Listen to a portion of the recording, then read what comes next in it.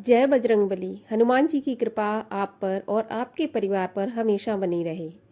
दोस्तों, आज का वीडियो बहुत ही महत्वपूर्ण है। आज के वीडियो में हम जानेंगे कि हनुमान चालीसा का पाठ करने की सही विधि क्या है, सही तरीका क्या है।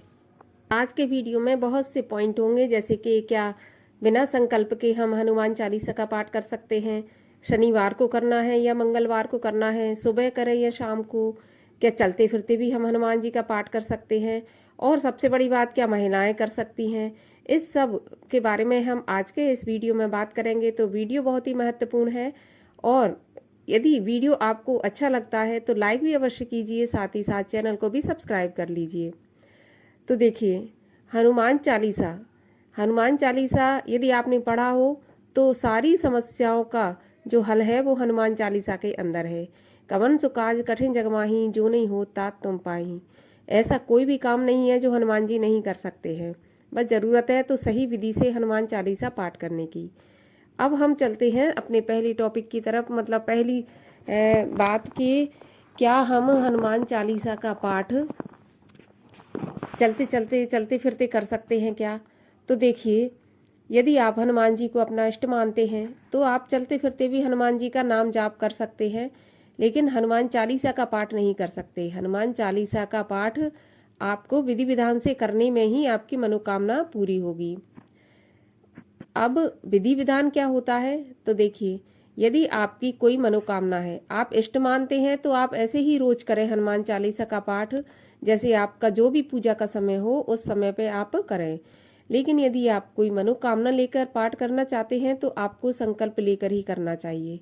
आपको 11 दिन का संकल्प लेना है, 21 दिन का, जितना आपकी इच्छा हो उतने दिन का आप संकल्प लेकर पाठ करें। 11 दिन का यदि आप करना चाहते हैं तो 11 दिन किस प्रकार आपको करना है, सही तरीका क्या है। तो 11 दिन अगर आप करना चाहते हैं तो 11 दिन तक आपको लगातार पाठ करना है हनुमान चालीसा का, और एक दिन में आपको 11 बार ही करना है। ऐसा नहीं कि आपको एक दिन में एक बार करना है, नहीं, एक दिन में आपको 11 बार करना है।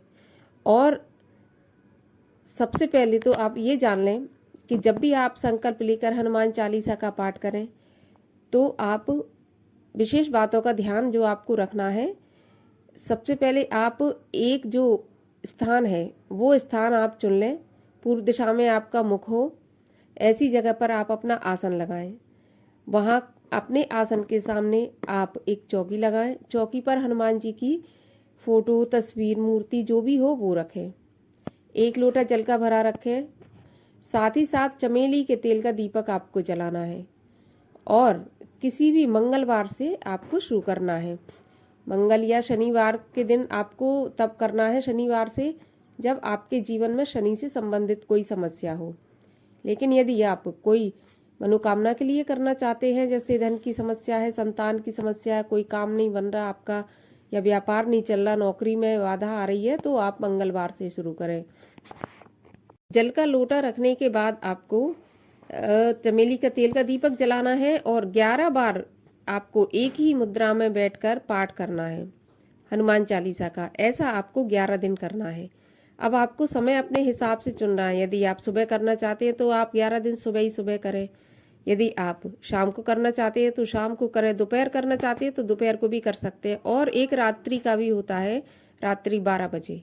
रात्रि 12 बजे करना चाहते हैं तो कहने का मतलब ये है कि आप एक ही समय चुन लें।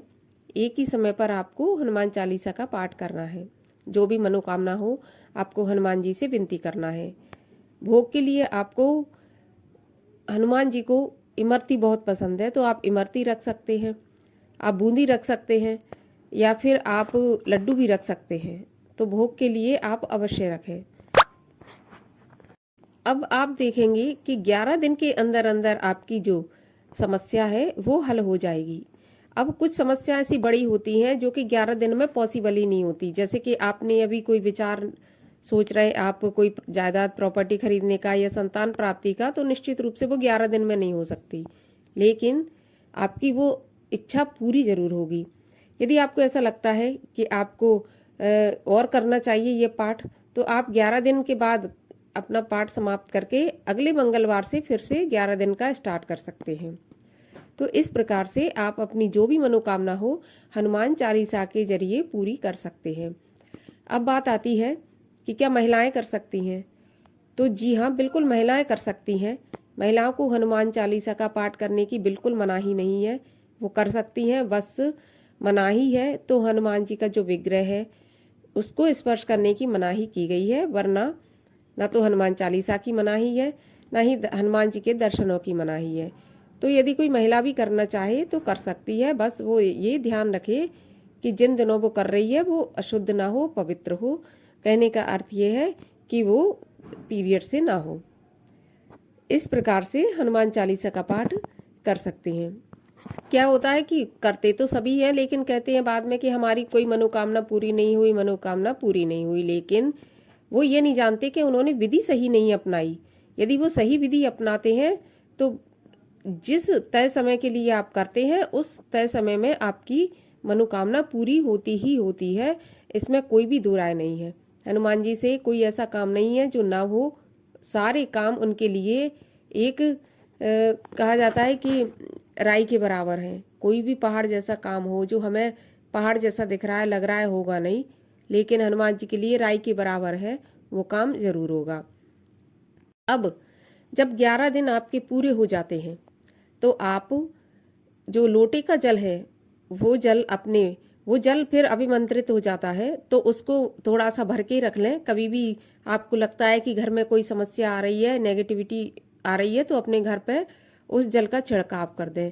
थोड़ा थोड़ा जल आप अपने परिवार वालों को पिला दें, थोड़ा खुद पी लें, क्योंकि वो जल फिर एक चमत्कारी जल बन जाता है। और उसको एक बोतल में या शीशी में भर के आप रख लें। जब भी आप कहीं जाते हैं, किसी भी काम के लिए जाते हैं, तो उस जल को थोड़ा सा आप लेकर जाएं। इसके अलावा जो हनुमान जी की तस्वीर है उसको आप अपने पूजा स्थल पर रख लें। और जो आप आसन पर बैठे हैं वो आसन आप अपने लिए ही रखें। जब भी पूजा पाठ करें ध्यान रहे आसन कभी किसी से बांटना नहीं चाहिए। और जिस आसन पर बैठ के हम पाठ करते हैं वो आसन हमारा ही होना चाहिए, हमें ही यूज करना चाहिए। किसी दूसरे के आसन पर बैठकर या अपना आसन किसी दूसरे को नहीं देना चाहिए। तो आसन संभाल कर रखें। जब भी आपको आगे ज़रूरत लगे कि हमें इस आसन पर बैठ के फिर से पाठ करना है तो आप उसी आसन का इस्तेमाल करें। यदि इस प्रकार से आप हनुमान चालीसा का पाठ करते हैं तो गारंटी के साथ मैं कह सकती हूँ कि आप कभी भी हनुमान जी की तरफ से निराश नहीं होंगे। जो भी मनोकामना होगी वो पूरी होगी, कभी आप परेशान नहीं होंगे। तो उम्मीद करती हूँ वीडियो उपयोगी होगा। अच्छा लगा हो तो लाइक अवश्य कीजिए, चैनल को सब्सक्राइब कीजिए, क्योंकि मेरे चैनल पर ऐसे वीडियो आते रहते हैं।